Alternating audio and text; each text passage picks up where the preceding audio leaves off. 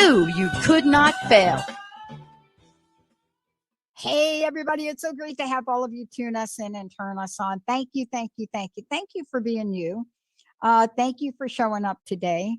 Thank you so much for all of your support. And thank you for getting ready like we are for 2022. And that's why I love that we have set this up now to bring you people that are going to give us an update on where we were, where we are, and where we could go, how to raise your consciousness with my very special guest, Richard Lawrence. Now, Richard's been on my show before. He is a phenomenon. I'm just going to say that out of the gate. And what it is that I love about Richard and everything he's done, he was so far ahead of the curve at so many levels, even when I didn't even understand there were levels in my life. Like, what's a level? I don't know. But he's been out there on conversations from everything from UFOs to consciousness, but in a way where he has been on the pulse way before people even believed there was a pulse.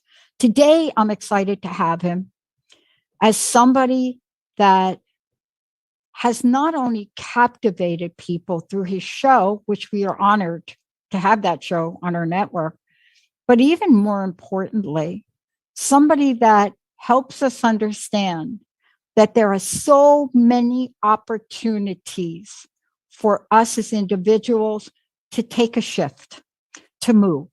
You know, it's almost like we see the world and we see that there's a giant gap, and we think if we cannot move our mind completely across the bridge, then we're not making progress.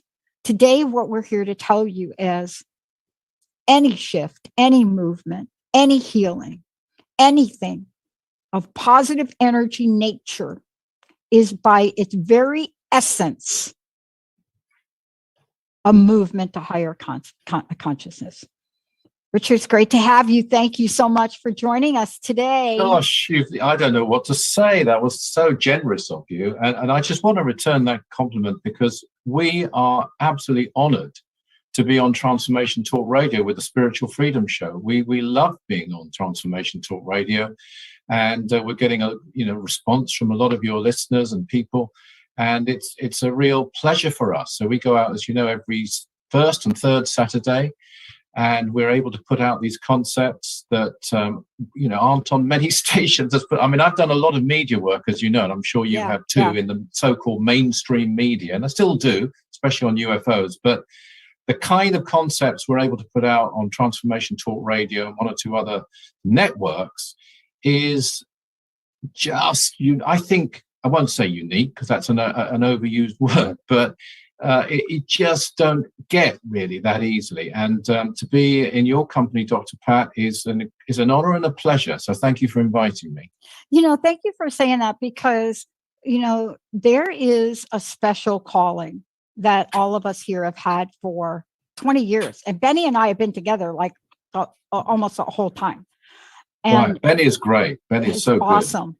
Good. Thank you very much. Appreciate that. Thank you. I wouldn't tell him. And, and to be honest with you, he's had to really put up with me. And, as I went. I couldn't comment on that at all. No. I mean, to jump in here real fast, Pat, hang on. I mean, having a relationship this long, there's going to be a couple bumps along the way. I mean, we all get it. We all get it. But I'm still here and I love you. Exactly. And I love you. Here's what I love about this. See, people see me today, and this is really why I wanted to talk to you about this, about positive energy and the journey of raising consciousness. Absolutely. Because I didn't sign on for this in 2003, even close to what my passion and purpose was. The show wasn't called the Dr. Pat Show. I was so blocked in my life. The show was called Crust Busting. Like we used a jackhammer to open the show up. Betty would pull out a jackhammer to open the show up.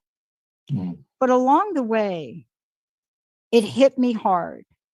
Positive energy is so instrumental in just about anything. So can you talk for a minute about the relationship between what you and I are calling positive energy? And I call it positive energy. Let me just tell you my perspective, Richard, and then I'll let you jump in. Yeah. Once upon a time, people looked at positive energy that only 1% of the population in the world exhibited and could model. For me, that spent a year on the couch, positive energy was literally being able to put the remote down, right? Okay. And it's a first step. Mm-hmm. But let's talk from your perspective. Every one of us has this switch we can turn on, right? Yeah. Well, I mean, everyone, the first book I wrote, actually, which it's not my best book, but it's my best-selling book, is called Unlock Your Psychic Powers. And, the premise of that, as far as I was concerned, was that if I could do this, everybody can do this. And I want to say straight off the bat that, you're kind enough to say I was like, pioneering various things, but I was very lucky to learn from someone who, was way ahead of his time. That's Dr. George King. And he was a master of yoga, but I worked with him and I wrote, the last book he wrote was called Realize Your Inner Potential. And we've now kind of renamed it. He didn't, but since his passing, we've renamed it King Yoga. It's so distinctive, his whole brand of teaching. It incorporates some of the old yogas and also especially karma yoga. But coming to your point, yes, it's an enabler. Everyone can do it. I mean, we have actually, I don't run it myself, but we have a Facebook group called Awakening Through King Yoga. People can find it if they're interested.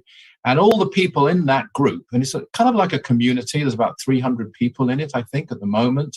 They gather together, they do practices taken from that book, Realize Your Inner Potential. They all have the book. And so they're working together in these various areas, and then they're sharing their experiences. Now, these are people who wouldn't have said, look, I'm a psychic, I'm a this, I'm a that, I'm a healer. They're so-called ordinary people, if such a thing exists. And they're coming together and having outstanding experiences. And, they're reporting on their healing experiences. They're reporting on their psychic experiences, and they're sharing these. And as I say, it's open to absolutely everyone. It's one way. It's not the only way. That there are many ways to have these experiences. But we go back to a teaching which was delivered through Dr. King, not by him, but through him, from a being from another world. That's our controversial claim. It's not so controversial anymore, actually, right. But it used to be controversial. And it's called the One Energy. And the essence of that is that there's only one energy in the universe. There isn't two. There isn't good energy, bad energy, middling energy, upbeat energy and downbeat energy and calm energy. There is one energy. And you program it, you condition it with your mind, or we all do. And we're also subject to the mind belt of Earth. So, conditioning is going on all the time through, mainstream media, through just people thinking. I mean, here's a liberating thought. If you're watching this show right now and you're with us and you're thinking in a positive way with us, you are helping people all over the world. You're not just helping yourself. You're putting out, you're part of this, you're serving. You're not just developing yourself, you're serving others, because you're adding to the positive reserve of mind energy, which can be drawn upon by everyone. If everybody just put out, negative thoughts, basic thoughts, rage, aggression, jealousy into the mind belt, that's what would be readily accessible. And sometimes it is, sadly enough, in various places, even hate and so on. If you take a situation we're doing a lot of work on at the moment, which is the Ukraine, we sent out a lot of energy for this very delicate situation, because hundreds of thousands of people theoretically could die if it went wrong.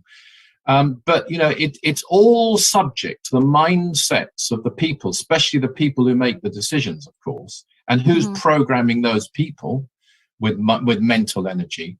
And by sending out positive energy, into the mind belt, we can all make a difference. Yeah. I love that you're talking about this, because, we as individuals sometimes feel a little bit hopeless and a lot of helpless.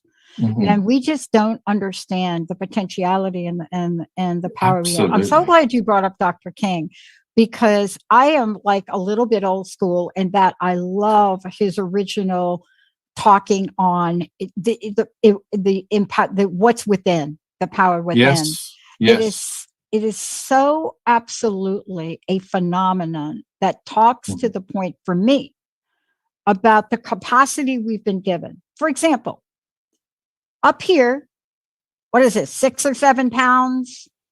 Maybe people have 8 pounds up there. And we are in the realm of a tiny percentage of its like tiny. A fraction. A fraction. And most people actually don't know that. But if we were to follow you and to look at what we can do to expand these aspects that you're talking about today, that they don't teach you in school. Right. What happens is, and science now shows this, something gets sparked.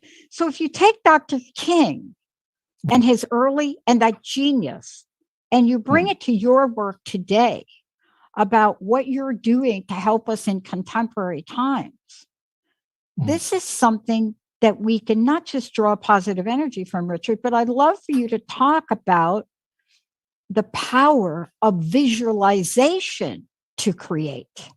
Absolutely. Visualization is a creative tool, and a lot of people teach it, and some teach it in a very positive manner, but you have to be careful. I have to say that, because some visualizations can be very well intended, but not necessarily helpful. And the reason being that what they mustn't be, I won't say mustn't be, it's not for me to say that, but I've advised against, is an escape. They shouldn't be a denial. They shouldn't be like, oh, actually, I'm not ill. I'm not, I don't have any problems. Instead of that, it's sowing positive seeds where you are well, where you are problem-free. There is a subtle difference between the two. So you need to put out a visualization which is true. I mean, and you can use also affirmation, which goes hand in hand with visualization. So an affirmation would be a form of words. And, the very famous one, which I'm sure as a doctor of psychology, you'll know backwards that, every day and every way I'm getting better and better and better and better. But it really does work. Or you can go to the more spiritual end of things and have an affirmation. One of the ones that we have in Realize Your Inner Potential is a beautiful one, which I have used many times. And it's this: I am the divine presence, which is creating perfection throughout my whole life. Now, if to a lot of people, if you said that to them and say, well, you're an arrogant so-and-so, what are you talking about? But what you're doing, you're making a connection then with the part of you which does exist, which is a divine presence. I mean, the word divine, of course, has many connotations, and sometimes pseudo-religious connotations, or even actual religious connotations, and it can be tied up with dogmas and all sorts of problems. But in essence, we are all divine. We all have this divine essence which pervades the whole universe. The whole universe is conscious. It's a conscious universe. And astrophysicists are starting to discover that themselves now. The Earth has a consciousness. The planet has a consciousness. And, last year was talking about what happened last year as to this year. We've talked about this before, was an amazing year for UFOs, of course. I mean, not nearly good enough, but it was certainly a step in the right direction. Let's put it that way. Also an amazing year for scientists saying, look, you can have life on planets, exoplanets. You don't have to have the conditions as per this planet, which is what they used to say. You can find life in other forms, I would say, on other dimensions, never mind other physical conditions. But throughout all these realms, these levels, whatever you want to call these frequencies, there is consciousness pervading it all. So I'm afraid I've drifted quite a long way from your question there, Dr. Pat. But no, you actually haven't drifted.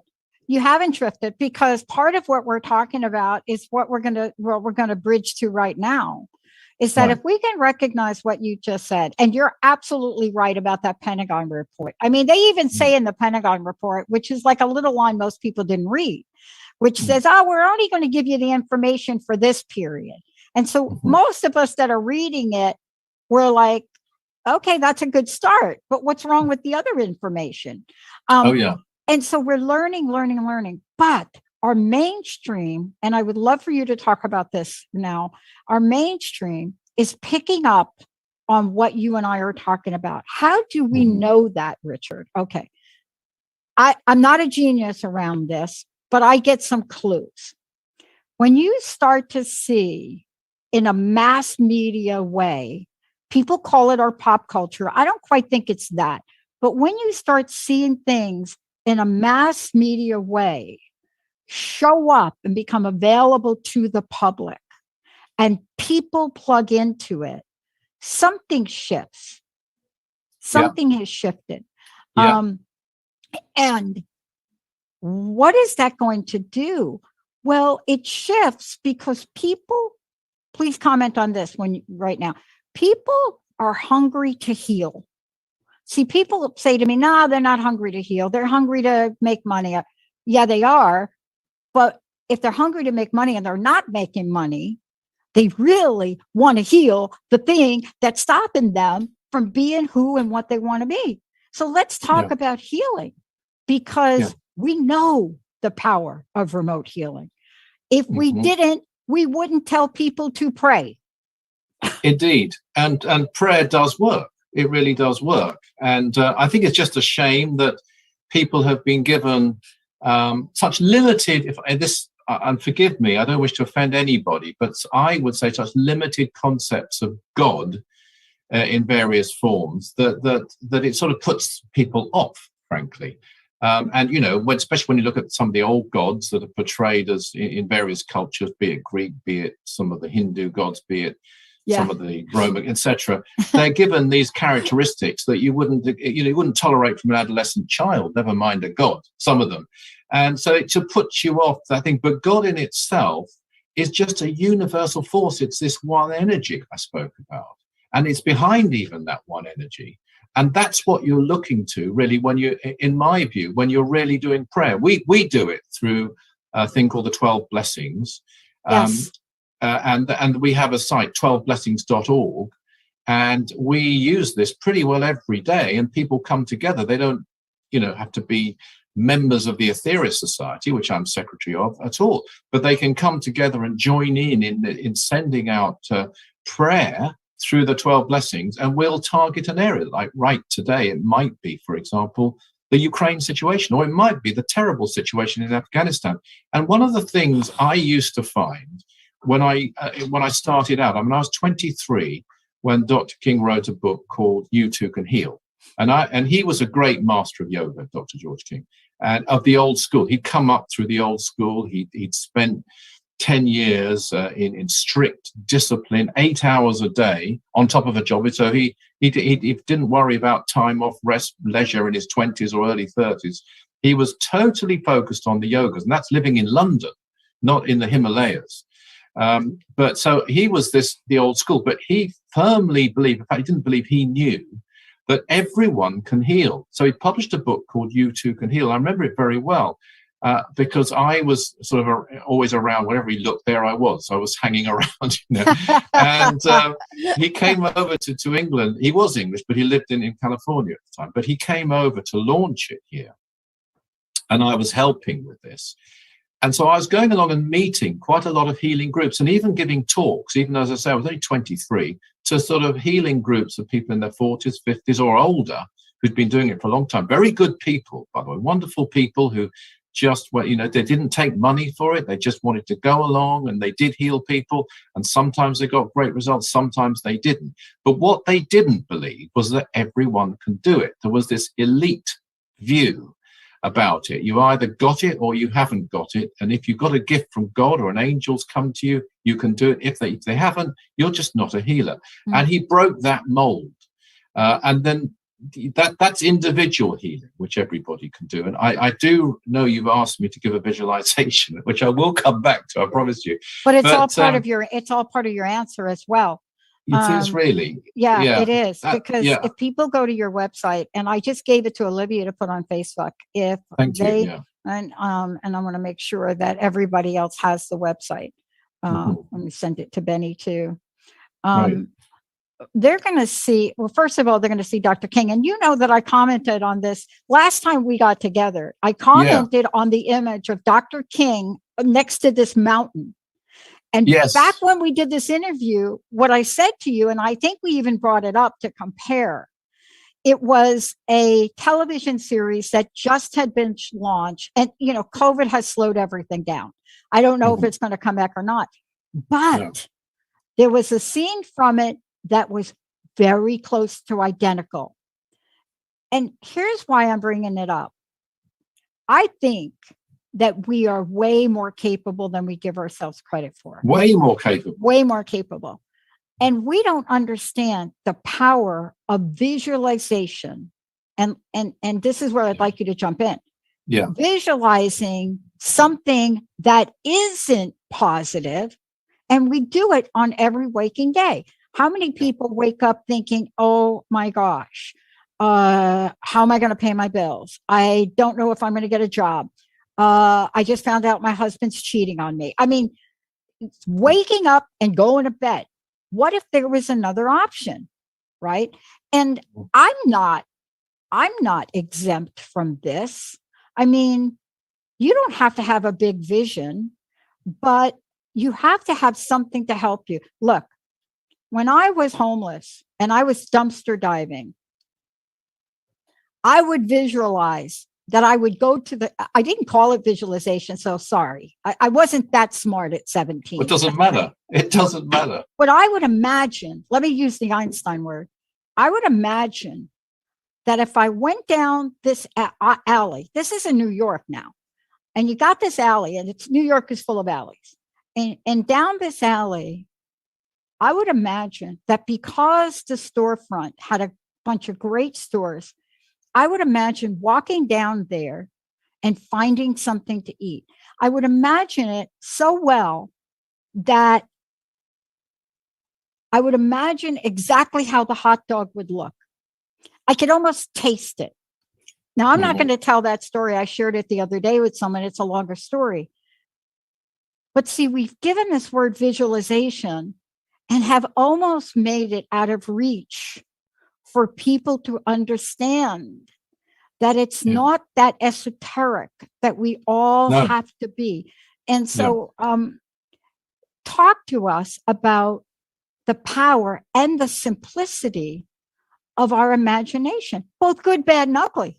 Yeah. Well, first of all, Dr. King used to say that every great, if you want to be a great truck driver, he used to say, and there's nothing wrong with being a great truck driver, I've got to say, somewhere down the line, you have to first visualize yourself being a great truck driver. The visualization comes first, whatever it is. So it's very important, I suppose, to make sure your visualizations are right.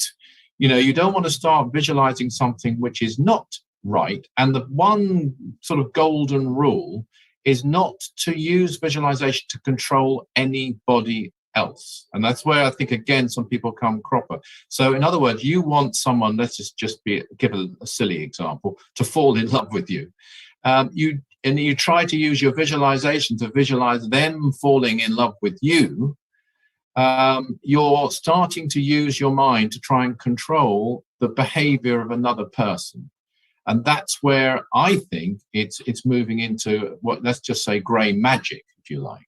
Yeah. If you keep your visualizations purely to yourself and yourself attaining various things, there's nothing at all wrong with that, providing the motive is good. But where it's especially good is where you use it to help others. And of course, karma being what it is, what goes around comes around. If you use your visualization to contact something which isn't imaginary, but it's real, and here I refer to, again, back to the one energy and back to healing. And, you know, once Dr. King had established, and it's now, I think, widely accepted, that everyone can heal, which it wasn't at the time. Right. And then he moved to the next stage, which is you're not just able to heal an individual, a loved one, you can make a difference in healing the world. Of course, you can heal yourself as well. There's no limits to it at all. then, this another great progression is made when you move to that step. So use your visualization in this case to visualize the energy. Now, the color that's used is used because that color contains, I want to stress this, all the colors of the spectrum. So that's why it tends to be white light that's used. It's not the only color that's used, Right. but white light is a wonderful visualization. And you can make it more powerful still as a healer by using breathing exercises. Nothing complicated, nothing too strenuous. In fact, you shouldn't be too strenuous if you don't practice it regularly. But it's just the simple breath, the deep in breath without any strain, and the deep out breath. And while you breathe in, you visualize white light filling you. And while you breathe out, you feel cleansed. Now, there's a very simple, couldn't be simpler exercise, which really works. And I must say, I've taught people this, and we've all sat down and do it in busy bookshops, when doing a bookshop talk or something like that, in the middle of London, in a place called Oxford Circus, for example, which is really busy, near the BBC. And people have just, it's been rush hour, it's been busy, and they've sat down on chairs in a big bookstore, and they have done this. And I've asked people after a while, who feels at peace? And most of the hands go up, even though it's noisy, it's busy. So if you're a person, for example, who is stressed, and who, so many people are in one way or another, and you haven't got enough calm energy in your life, just introducing breathing exercises into your life. And if you start with that one, just a long, deep in breath, a long, deep out breath with the mouth closed, by the way, if you can. Right. Thank you. And if it helps, if you really want to go a bit further, is to mentally count the in breath and count the out breath. So they're as equal as you can make them. And then just to put the extra ingredient into it, while you breathe in, visualize white light filling you. And sometimes with a bit of practice, you'll start to feel it for sure. Some people feel it straight away. If you don't worry, just keep at it. Sometimes you'll see it. You'll see the color, the energy coming towards you. Either you can even do this with your eyes closed to see it, or with your eyes open. Because what you're visualizing there is something that's real. It's not an imaginary thing. In this particular case, it's not visualizing something that doesn't exist. You are making a connection with something that does exist, and it'll do many, many things for you. It'll magnetize you. It'll make you more dynamic. It can bring you peace with that even breath, so that you have balance between the in breath and the out breath. There's one very simple exercise using breathing, visualization, and then you can take that and use it in healing as well. I love that you're talking about that. We're going to take a short break. For those of you just tuning in, you're not going to want to miss any of what we're talking about, but I do want you to know how you can find out more about my very special guest today, the host of a fantastic show on a mission for global consciousness. That's Richard Lawrence. Richard, what is the best way for people to reach you? I know we mentioned the 12blessings.org. So yes, but my website, so 12blessings.org is where you can go. It's every day we're doing a service there. People can join in with. My website is just richardlawrence.co.uk, and you can come along, and there's various things, a lot about UFOs at the moment. And also information about Dr. George King. The other one I'd recommend is the organization I've been privileged to be secretary of. It's the old, and that is Aetherius, AETHERIUS.org. And so when we come back, we're going to talk about service, but we're going to talk about service and how we are being educated in the world now about what it is, what it means, and how so many in our mainstream have made us aware of service in ways we had not been aware in a really, really long time. When we come back, the energy of service is one of the most powerful powerful energies, and it has no judgment. It's not like you're an emergency responder and you're not. It's not that. When we come back, what do you mean? What does it mean to be of service to others? Stay tuned, everybody. We'll be right back with my very special guest, Richard Lawrence, right here on the Dr. Pat Show. All clear.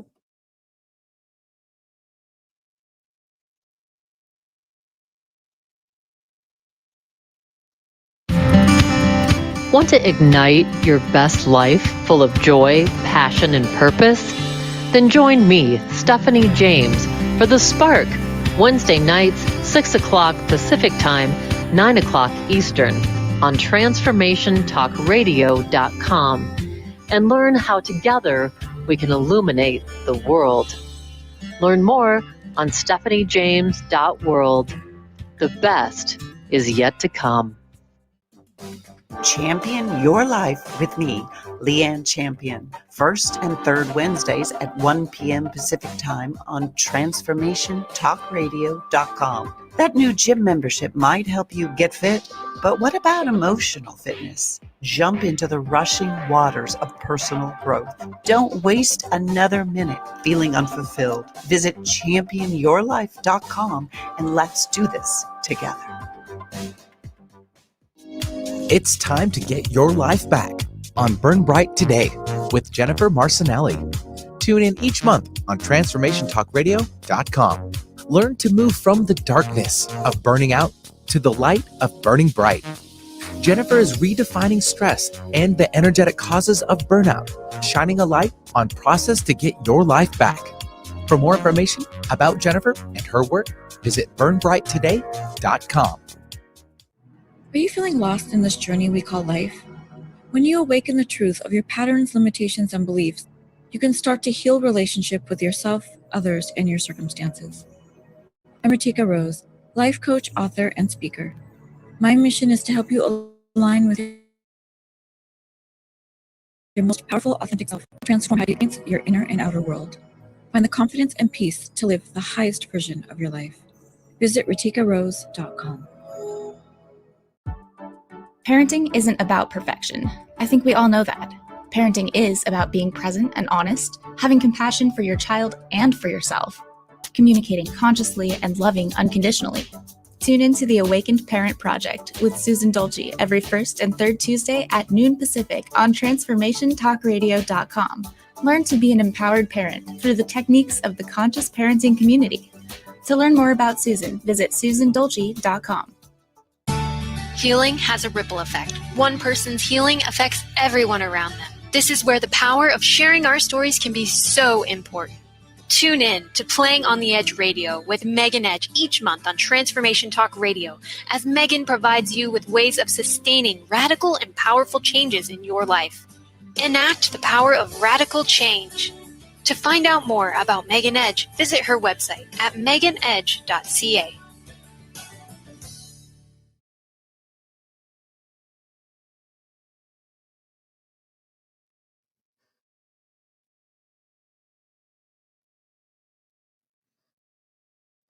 Ready to come back in? Sorry to interrupt. Here we go. Hey, everybody, welcome back. It's so great to have all of you tune us in and turn us on. I am so thrilled to have Richard Lawrence joining me here today. And again, if you want to find out more about Richard, go to Richard's website, richardlawrence.co.uk. Very easy. Check it out. Also, you'll be able to find more about his fabulous show that he does right here on Transformation Talk Radio. And that's on Saturdays, right, Richard? That's right. So we go Saturday, I think it's Pacific time, 9 a.m., 12 noon Eastern time. Yep. First and third Saturdays. Yeah. And we replay it throughout the week. So for those of you out there, good. Yeah, we just want to make sure that everybody is aware of that. And it's called the Spiritual Freedom Show. Spiritual Freedom Show, because it's based on the 9 freedoms, which it's my favorite thing. You know, and I'm a lover of many things, but this is my favorite thing. I am too. Okay.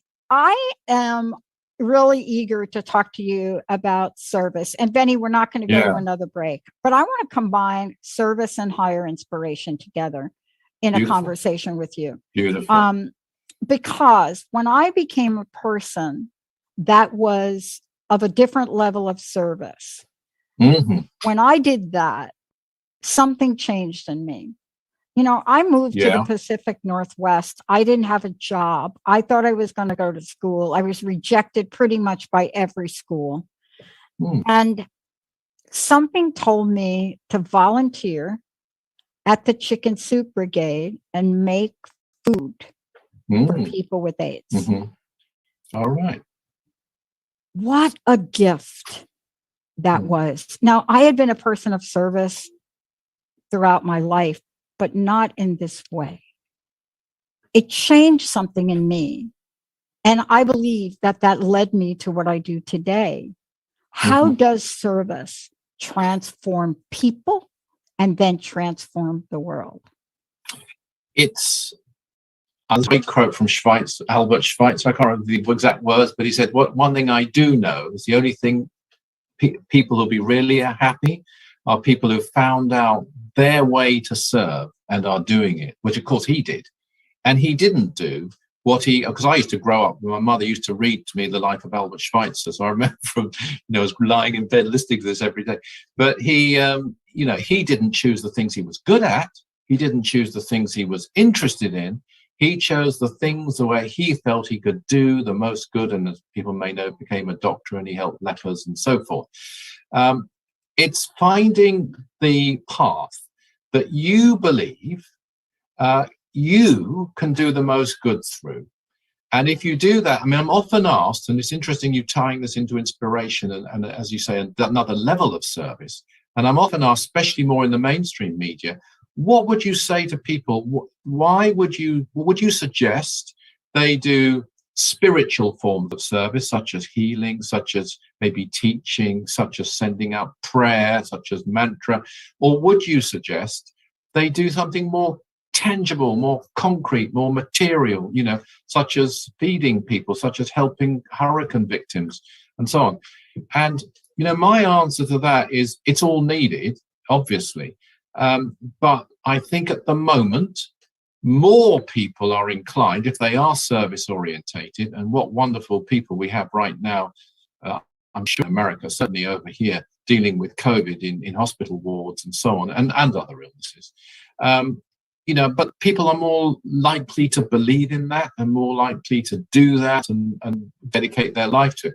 If you are a person who's drawn to the spiritual aspect of life, who believes in it and doesn't just believe it, has experienced it, which everyone can do. I mean, I mentioned again, this Facebook group, Awakening Through Yoga, it's Ayab Malik and Ashima Kaneep who run this. And they have all these people having these experiences there. But if you are inclined to that, I would do that because less people are inclined to do it. And the other thing with spiritual service, it works at multi-levels. So it isn't, the physical level is essential. Don't please get me wrong. Material service is a wonderful, wonderful thing to give, and it's essential. But the spiritual forms of service work at the mental level, they work at the energy level, and they work at the karmic level. So every time you are serving others, and that's why you should do it, you shouldn't do it for any other reason, and I'm sure you wouldn't, but you are helping yourself as well. You are helping your own karma. And you've given a good example. You've said that when you started helping the soup kitchen, basically it seems to me your life turned around, and all sorts of benefits came back to you. Yeah, changed. And so many people say that. For me, it's the only thing that makes sense. And interestingly, I remember actually, I was with Dr. King on one of the mountains. You mentioned a mountain. This particular one is in Devon, because we often go to various mountains and pray and send healing and do mantra and so on from those places. And we were doing that, and Dr. King himself was running this in a county called Devon in southwest England. And there was hundreds of us there, but one person who came wasn't really interested in our beliefs at all. he was a yoga master, or said he was. He was certainly a yoga teacher. He came in long robes. He had his disciples or chelas around him. And he went straight up to Dr. King. And he said, you know, Dr. King, I've been to the Godhead. And Dr. King said, did you take your hat off? I do remember that was his first, because he had a great sense of humor. And then this didn't really amuse the guru, who stood there and looked at him. So he then turned around and said, okay, so if you've been to the Godhead, then you know that all is one. So you know the only thing to do is serve. It's the only thing that makes sense. If we're all part of each other, we're all one with each other, and that's something you realize in deep meditation, then it's the only logical action. And, this comes back to raising consciousness. I mean, we're all here to raise our consciousness through evolution, through the universe, through the cosmos, and to help each other to do it. Because the old days of the yogi sitting alone in retreat and thinking, I'm going to go into nirvana, and frankly, it's not my concern what happens to anyone else. Sorry to put it that way. And they didn't all think that way. Please let me correct that. And of course, there were some wonderful, great yogis like Milarepa and others. But those that did think that way are completely missing the point, because the whole purpose is to serve others, even at that level. The best thing we can do, the most logical, and you do find that the great intelligences of history, the Jesus, the Buddha, the Sri Krishna, and so forth. I would add to that list Dr. King, and as many others. These great intelligences have dedicated themselves in service. I mean, even in the case of Buddha, although what he taught was a path of inner development, he himself left that path quite young and spent most of his life walking around and traveling around trying to help others. And so that was the example that all the great ones have left us. And spiritual service, the beauty of it is it really works. And I said earlier, you might be doing the simplest of things. Please don't underestimate what you can do, because you can make a difference. I think that's the thing. People don't think they can make a difference. Well, I'm not a great healer. What difference can make a massive difference? Even by focusing on what Dr. Pat and I are now discussing, you are making a difference, not just to yourself, but to the whole ethers, the mind belt, if you like, around. You're adding that positive energy, and that does make a difference.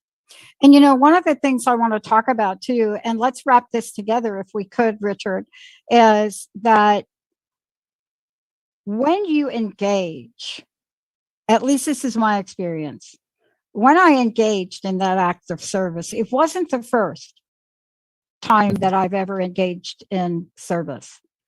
The difference between that time for me and previous times was there was a heart-opening level of compassion and empathy. And I don't know if this is a magic formula. I'm not saying that it is. But what happened to me was that level of compassion, empathy, and willingness to be of service allowed me to open my heart to then go to the spiritual level. Because it's very difficult, I think, for you to try to have empathy, compassion, and not have some spiritual energy. Maybe some people can do it. I don't know how to do it.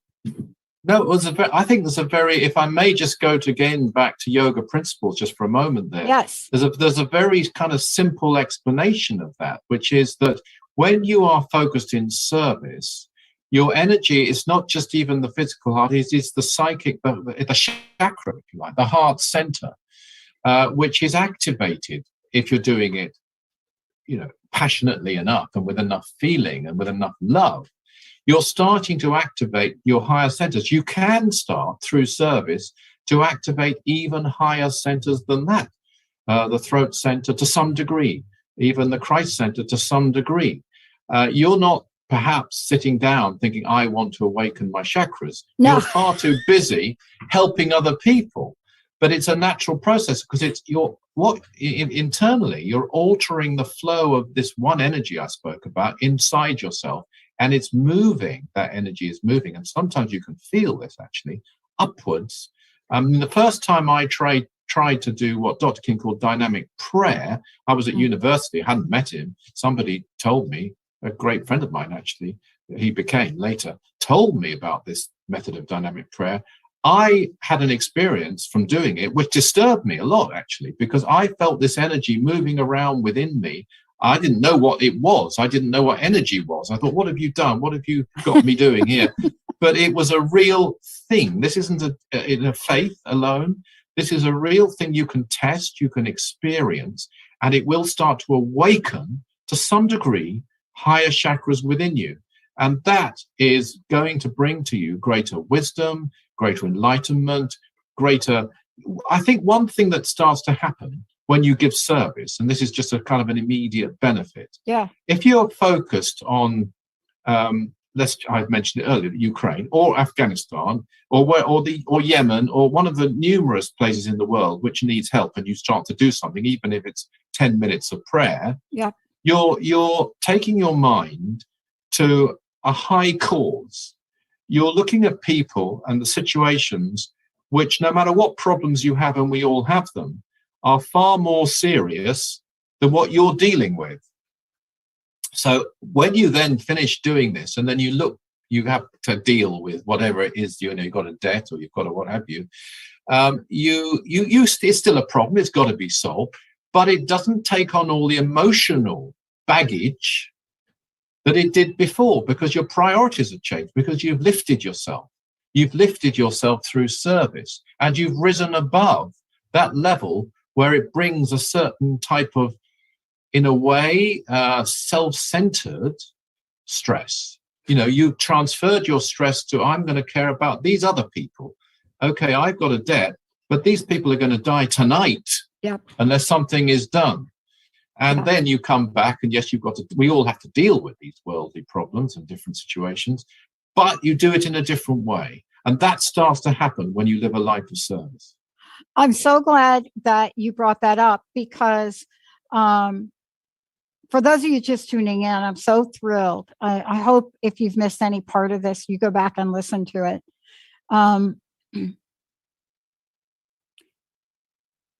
If we could put these steps together, you see, I think until you do it, you may not realize the simplicity and the ease by which it can be done.